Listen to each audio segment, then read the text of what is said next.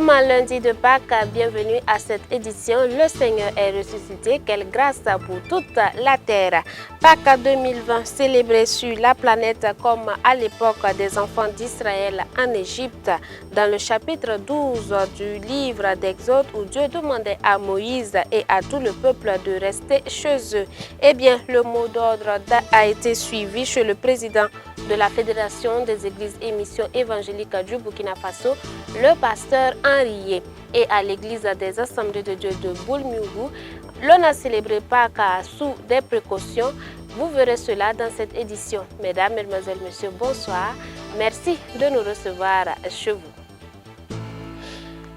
C'est une première dans l'église du Burkina Faso et du monde entier. Les chrétiens fêtent la Pâques en confinement. En effet, ce dimanche pascal, nos reporters Odette Zouangena et Gédéon Tapsoba l'ont célébré en isolement avec le président de la Fédération des Églises et Missions évangéliques du Burkina Faso ainsi que sa famille. Revivons donc la célébration chez le pasteur Henri Yé avec nos reporters. Ce dimanche 12 avril 2020, les chrétiens du Burkina Faso, à l'instar de ceux du monde entier, célèbrent de manière inhabituelle la fête de Pâques. Pourquoi? Les raisons n'en manquent pas. La situation de confinement due au nouveau coronavirus et la fermeture des églises. Ainsi, confrontés au confinement, les fidèles ouagalais sont enclins à vivre les festivités pascales en famille. Quelle est alors l'ambiance de cette célébration hors des temples habituels?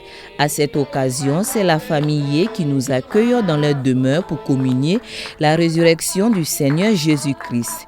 Certes, bref, le chronogramme du culte familial, lui, ne diffère aucunement dans le fond de celui établi habituellement dans les temples. Les églises, à cause du Covid-19, ont été fermées et nous avons demandé justement que les familles se retrouvent pour célébrer, ce n'est pas seulement la Pâques, mais nous avons demandé que les dimanches, les églises, les familles se retrouvent pour former leur petite église. Vous savez que l'église primitive elle-même a commencé dans des familles.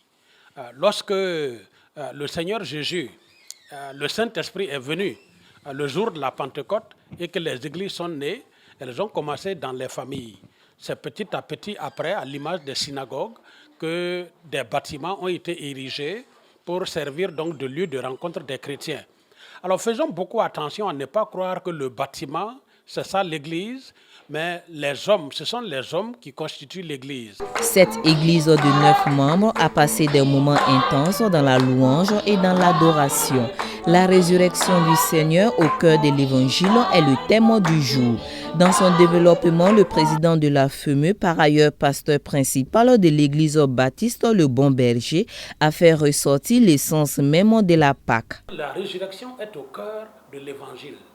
Il faut dire que lorsqu'on cite l'évangile et qu'on dit que Christ est mort pour nos péchés, selon les Écritures, qu'il a été enseveli et qu'il a emporté loin nos péchés, si on s'était arrêté là et qu'on n'avait pas dit qu'il était ressuscité, à partir de là, Christ allait ressembler aux autres prophètes. Ils sont morts et ils sont restés dans leur tombeau. Et si les Juifs avaient pu retrouver le corps de Christ, ils l'auraient brandi et ils auraient dit, mais vous dites qu'il est ressuscité, mais voici son corps. Mais tel n'a pas été le cas du Seigneur Jésus. Le tombeau du Seigneur Jésus est vide. Jusqu'à aujourd'hui, on n'a jamais retrouvé le corps du Seigneur Jésus. Il est ressuscité, il est vraiment ressuscité. Une invite a été faite à quiconque veut recevoir Christ comme son Seigneur et Sauveur.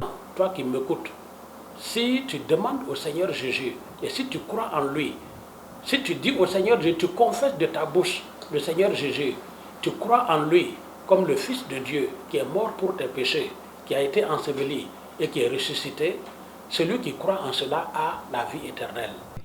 Au cours de cette commémoration spéciale, des requêtes ont été présentées au Seigneur pour le pardon des péchés, pour la paix au Burkina Faso et la guérison des malades. Du reste, ce dimanche pascal confiné restera dans les annales de l'Église et l'amour de Dieu pour l'humanité, elle, demeure intacte. Voilà donc à la suite de la cérémonie familiale, le pasteur Henrié a passé un message aux chrétiens, les exhortant à être la lumière du monde partout où ils seront dans ces moments difficiles que traverse la terre. Il est donc au micro de Gédéon Tapsoba et de Odette Zouangina. Mon message en tant que président de la FME, c'est de demander que jusqu'à nouvel ordre, que les églises continuent de se rassembler en petits groupes dans les familles et dans les maisons. Alors, il n'est pas vraiment interdit de se retrouver en petit nombre à l'église. Le problème que cela cause, c'est que parfois, les forces de défense et de sécurité, quand ils voient quelques personnes arriver à l'église, ils croient que déjà les gens veulent se rencontrer et nous avons vu qu'il y a des églises où on a dispersé les quelques membres qui avaient voulu se rencontrer. C'est au regard de cela que nous demandons tout simplement de rester à la maison parce que nous pensons que Dieu voulant, d'ici là, vraiment, nous allons vaincre ensemble en respectant donc les règles d'hygiène, en respectant les mesures qui ont été prises. D'ici là, nous allons vaincre le coronavirus et cela va nous permettre encore de reprendre nos cultes comme d'habitude dans les églises. Mon message en ce jour de Pâques 2020, c'est vraiment de demander à tous les chrétiens de célébrer la Pâque dans les familles et de faire en sorte que le témoignage de la Pâque puisse être entendu. C'est-à-dire proclamons le Seigneur Jésus ressuscité partout où nous sommes et partout où nous allons. Parce qu'il est ressuscité pour nous, mais il est ressuscité aussi pour les autres. Et il est important que nous puissions proclamer à la terre que Dieu a envoyé son Fils. Dieu a tellement aimé le monde qu'il a envoyé son Fils et son Fils est mort pour expier nos péchés et Dieu l'a ressuscité le 3e jour d'entre les morts. Alors c'est à cause de nous. Alors l'agneau pascal qui a été immolé, c'est le mouton. Il ressemble même au mouton de la Tabaski. Et c'est une figure parce que lorsque l'on raconte cette histoire dans Genèse 22, c'était une image des choses à venir. La réalité a été réalisée en Jésus-Christ. C'est Jésus-Christ, le mouton de Dieu, qui meurt pour que nous ayons le pardon de nos péchés. C'est pourquoi en ce jour pascal, il faudrait que nous les chrétiens, nous puissions proclamer au reste du monde que Jésus-Christ est l'agneau de Dieu qui est venu dans le monde et qui a ôté le péché du monde. Que le Seigneur vous bénisse. Toujours dans le même registre, à l'église des Assemblées de Dieu de Boulmurou Barrage, l'on a célébré la Pâque avec un nombre limité de fidèles. Nous voyons cela avec Jonas Tondé, Antoinette Bénin. La fête de Pâques symbolisant la résurrection de Jésus, sauveur du monde, a été célébrée généralement dans le monde entier et particulièrement au Burkina Faso. L'église des Assemblées de Dieu de Boulmurou a été l'objet d'un constat particulier en ce jour spécial pour tous les chrétiens. Tout en respectant les différentes mesures sanitaires prises par le gouvernement, les fidèles de la dite église à 7h30 étaient déjà présents pour prier et lire la parole du Dieu vivant avant le culte. Autrefois, l'église accueillait 600 fidèles. Aujourd'hui, ils sont au nombre de 48 qui ont commémoré la résurrection du Dieu vivant. 1 heure après un temps d'adoration et de louange, la place est faite à la nourriture spirituelle, la parole de Dieu. Le messager du jour a montré la victoire de Jésus sur le monde par sa résurrection et exhorté le peuple de Dieu à ne pas craindre. Jésus-Christ est ressuscité. Et parce que Jésus-Christ est ressuscité, parce qu'il est assis à la droite du Père et qui intercède pour nous, eh bien nous ne devons plus rien craindre. Et les anges ont dit aux femmes, ne craignez pas, car celui que vous êtes venus voir n'est plus ici, il est ressuscité. Voyez vous-même, le tombeau est vide. Et Jésus lui-même, quand il a rencontré les femmes un peu plus tard, leur a dit, ne craignez pas, allez plutôt dire à mes disciples d'aller en Galilée, c'est là qu'ils vont me rencontrer. C'est là que j'y serai. Donc, ce message, c'est pour dire aux chrétiens qu'ils ont un Sauveur et un Seigneur ressuscité. Et parce qu'ils ont un Sauveur et un Seigneur ressuscité, ils ne doivent plus rien craindre. Ils ne doivent pas craindre la maladie qui frappe dans l'ombre. Ils ne doivent plus craindre les ennemis qui peuvent venir les attaquer. Parce que Christ ressuscité est au contrôle de toutes choses. C'est en fait la substance du message. C'est vrai qu'il y a des chrétiens qui ignorent royalement, j'insiste sur royalement, la résurrection de Jésus-Christ. C'est comme si Jésus était toujours dans le tombeau. C'est comme si Jésus n'avait pas vaincu la mort. C'est comme si Jésus n'avait pas de puissance. C'est comme si Jésus ne pouvait pas les sauver ou les aider dans leurs circonstances, dans leur vie de chaque jour. Et vous avez des chrétiens, quand ils rencontrent des problèmes, au lieu d'appeler Jésus au secours, eh bien, ils préfèrent donc aller demander secours à des hommes. Ils préfèrent tout simplement aller voir, certainement vont voir des marabouts, des féticheurs, pour qu'ils leur viennent en aide. Comme s'ils n'avaient pas un Dieu puissant, un Dieu vivant, un Dieu qui a vaincu la mort.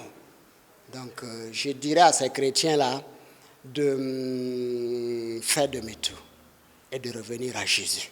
C'est-à-dire qu'ils fassent comme Saul de Tarse, qu'ils demandent à Jésus de les rencontrer sur leur route de Damas, afin que eux aussi, les écailles qui les aveuglent tombent, afin qu'ils puissent voir leur Sauveur tel qu'il est.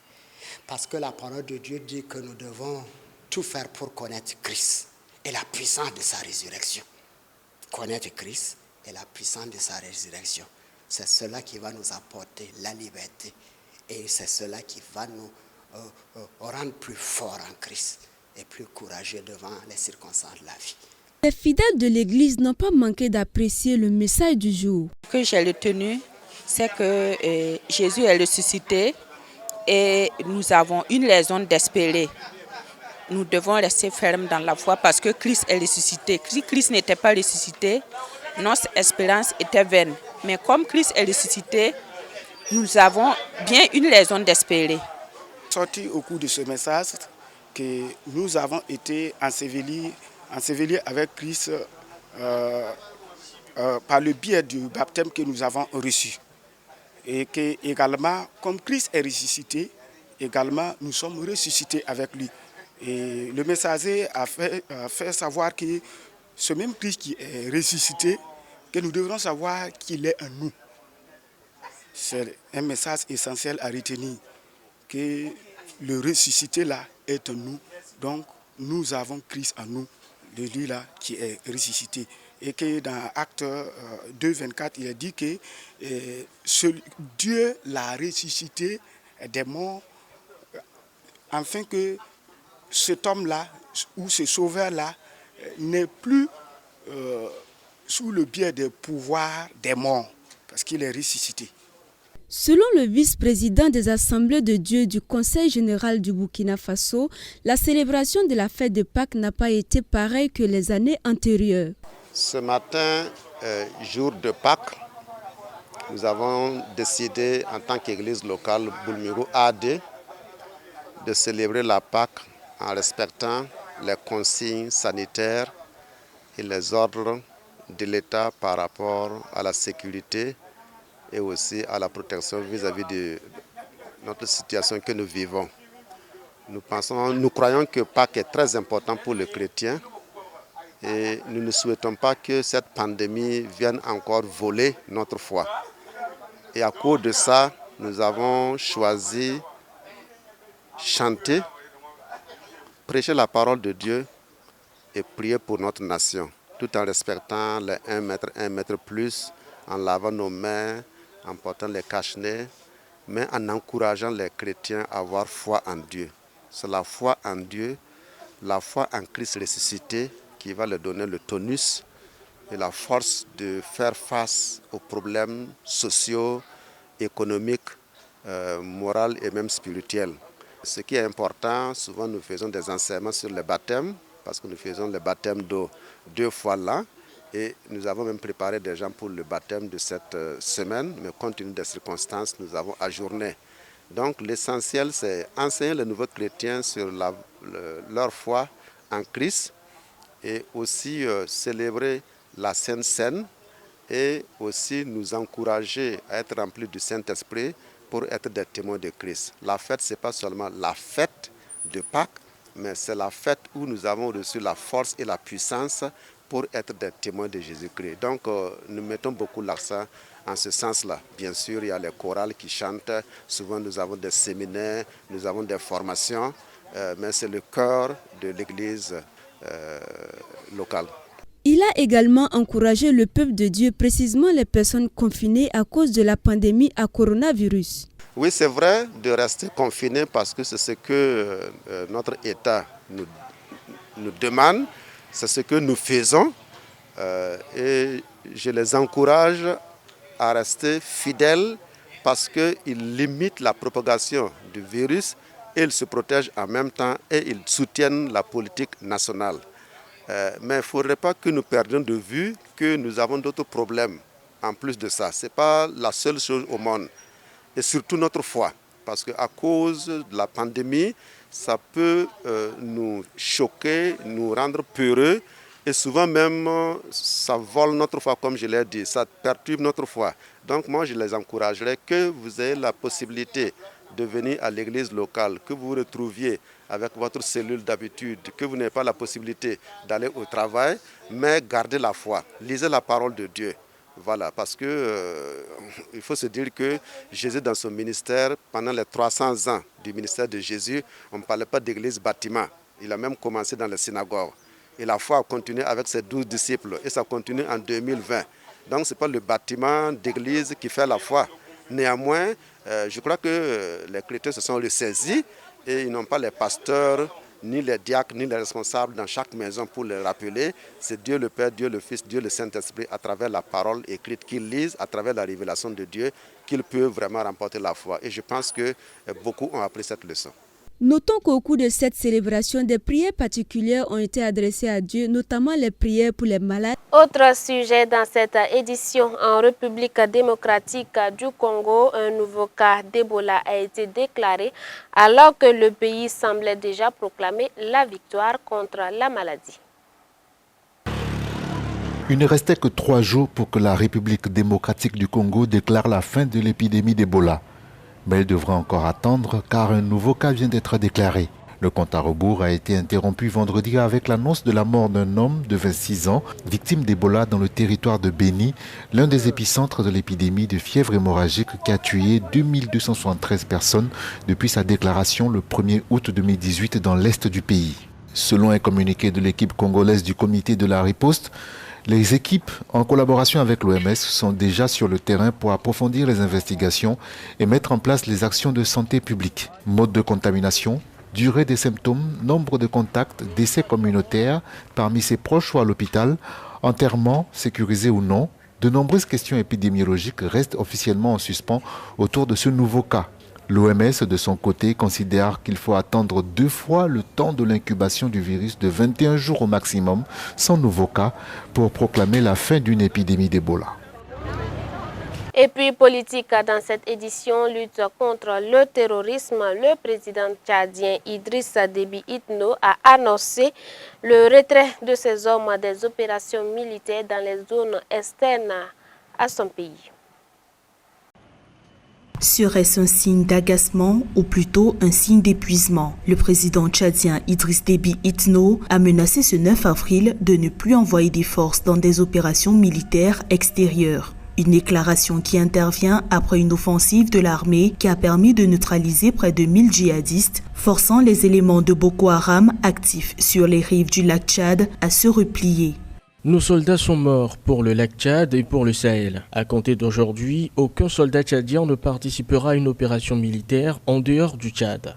Il faut dire que le Tchad, considéré comme le nouveau gendarme de l'Afrique, est sollicité sur tous les fronts, au Mali, dans la région du lac Tchad, aux frontières de la Libye et de la Centrafrique. A contrario, se plaint le président Déby, les autres États engagés dans la lutte contre le terrorisme montrent des signes de relâchement, alors même que la menace a gagné en intensité ces derniers mois dans la sous-région.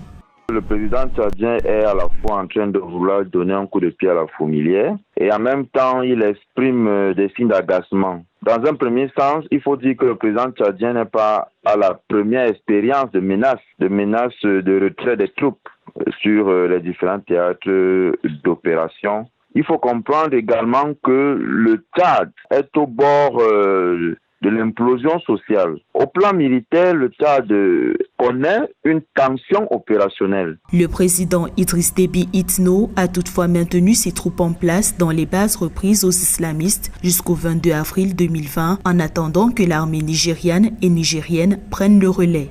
De son côté, l'armée tchadienne s'emploiera à renforcer ses arrières pour que le rempart ne cède pas. Voilà, d'annonce en annonce, le Premier ministre israélien Benjamin Netanyahu a annoncé la recette de fournitures médicales pour Israël. Parmi ces fournitures, l'on note la présence de la chloroquine pour lutter contre le Covid-19. C'est par un communiqué que le Premier ministre Benjamin Netanyahou a annoncé ce samedi soir la réception de fournitures médicales pour Israël.